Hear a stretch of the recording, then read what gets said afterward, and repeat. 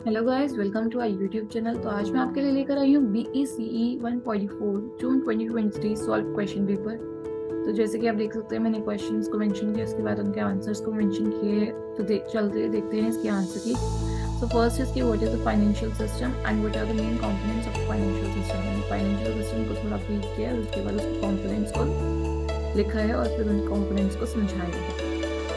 Next question is explain Markowitz theory of portfolio selection. Discuss how capital asset pricing theory builds upon Markowitz model.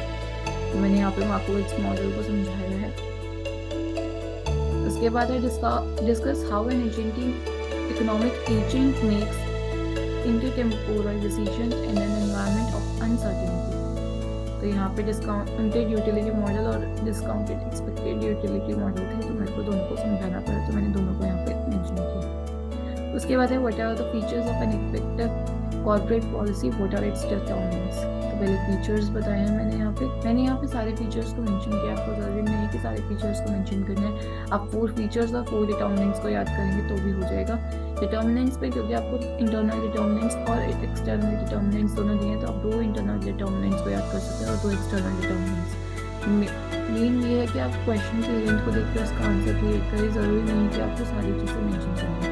But make sure कि अगर आपको features और determinants दोनों मांगे तो आप फीचर्स और डिटरमिनेंट्स दोनों को थोड़ा थोड़ा मेंशन करें, इंस्टेड ऑफ सिर्फ राइटिंग कि आप सिर्फ फीचर्स लिखकर आ गए हैं, वो भी सारे, तो उस चीज़ का भी कोई सेंस नहीं होगा। तो इंटरनल डिटरमिनेंट्स में आपको corporate mission, corporate objectives, resources management values है, और एक्सटर्नल डिटरमिनेंट्स में industry structure, social environment, legal environment, political environment, economic environment और टेक्नोलॉजी। इसके बाद explain why regulation of financial institutions is required, what are the type of regulations in this context. तो यहाँ पे उसका आंसर है। उसके बाद explain how financial decisions are made by using the time value of money. उसके बाद define a random asset, what are its basic features and what are the main types of random assets. पहले मैंने random asset को define किया, उसके बाद मैंने उसके कैरेक्टरिस्टिक्स मतलब कि फीचर्स लिखे, और उसके बाद मैंने टाइप्स ऑफ रैंडम एसेट्स लिखे। सिमिलरली इसमें भी ज़रूरी नहीं कि आप सारे लिखे, आप 2-3 रैंडम एसेट्स को मेंशन कर सकते हैं, जैसे कि hedge funds, private equity, real estate, commodities, infrastructure. आप इन 5 में से किसी भी 2 या 3 को मेंशन कर सकते हैं आंसर में। What are credit derivatives, discuss the benefits of credit derivatives. मैंने यहाँ पे आंसर मेंशन किया है। इसमें मैंने क्या किया है कि क्रेडिट डेरिवेटिव्स को पहले डिफाइन करके उसके बाद उसको 4 important types of credit derivatives को भी बताया है और फिर उनके बेनिफिट्स बताए हैं। तो ज़रूरी नहीं कि मैंने 4 के बताए हैं तो आप सारे लिखें, आप 2 के भी क्रेडिट डेरिवेटिव्स के बेनिफिट्स बता सकते हैं, जिससे आपको हेल्प हो जाएगी कि आपको समझ आ जाएगा कि आप 2 भी मेंशन कर सकते हैं, 4 ज़रूरी नहीं कि आप मेंशन करें। उसके बाद है what is a venture capital fund, discuss the main methods of venture capital financing. पहले मैंने उसे डिफाइन किया, उसके बाद बहुत सारे मेथड्स, उसके बाद आपको 4 मेथड्स दिए हैं, equity financing, conditional loan, income note और पार्टिसिपेटिंग डिबेंचर्स।